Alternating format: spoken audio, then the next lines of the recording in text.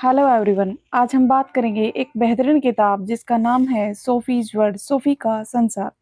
और आज इसका 26वां अध्याय करेंगे जिसका नाम है रोमांटिसिज्म।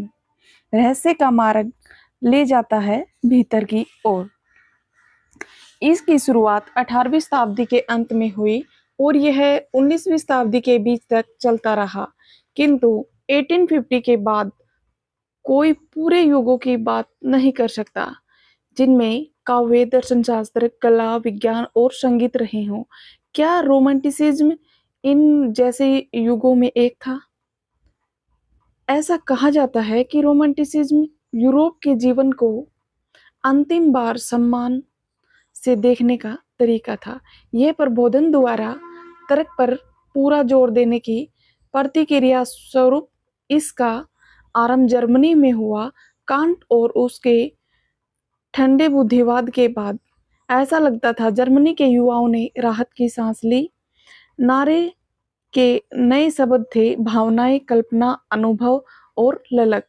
कुछ प्रबोधनकालीन चिंतकों ने भावना के महत्व की ओर ध्यान आकर्षित किया था, जिनमें रूसों को भी कम महत्व का नहीं समझा जा सकता।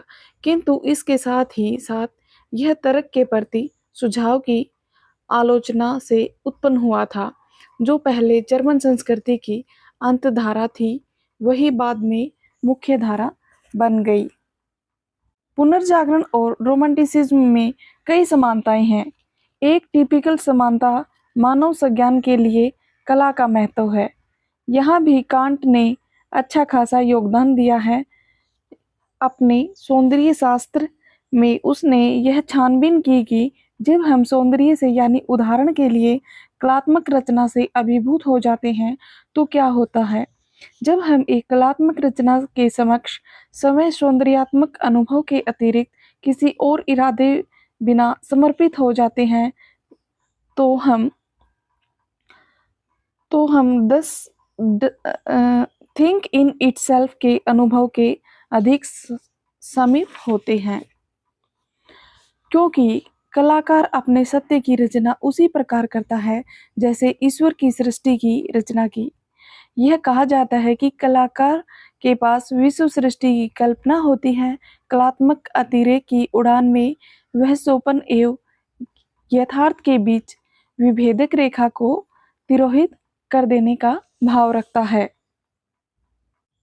प्रकृति को पूर्णता से देखना। रोमांटिक्स अपनी जड़ों को तलाशते हुए न केवल स्पिनोजा तक पहुंचे, किंतु वे प्लॉटिनस और जैकब बोहमे तथा ग्यारडे बुर्नो जैसे पुनर्जागरण युगीन दार्शनिकों तक भी गए।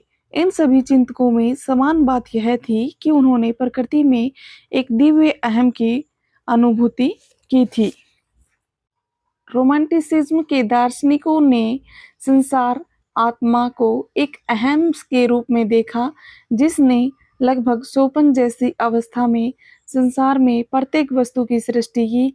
दार्शनिक फिक्टे कहा करता था कि प्रकृति एक अधिक ऊंची अचेतन कल्पना से निश्रित होती है। शेलिंग ने खुले तौर पर कहा कि दुनिया ईश्वर में है। उसका मानना था कि ईश्वर इसमें से कुछ तो जानता है, किंतु प्रकृति के कुछ ऐसे पहलू भी हैं जो ईश्वर में अज्ञात को दर्शाते हैं, क्योंकि ईश्वर का भी एक अंधेरा पक्ष है। यह विचार आकर्षक भी है और डरावना भी। यह मुझे बर्कले की याद दिलाता है। यह कल्पना करने की प्रयास करो कि हमारे साथ जो कुछ भी होता है वह किसी दूसरे के मन में चल रहा है। हम वह मन है। इसका अर्थ हुआ कि हमारी आत्मा नहीं है, हम किसी दूसरे की आत्मा है। यहाँ तक तो हम परिचित दार्शनिक भाव भूमि पर हैं। बर्कले और जर्कले दोनों अपने कान नोच लेंगे।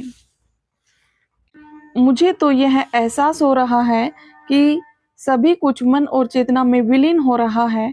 मुझे इसकी प्रसन्नता है कि अभी भी कुछ दार्शनिक बचे हुए हैं।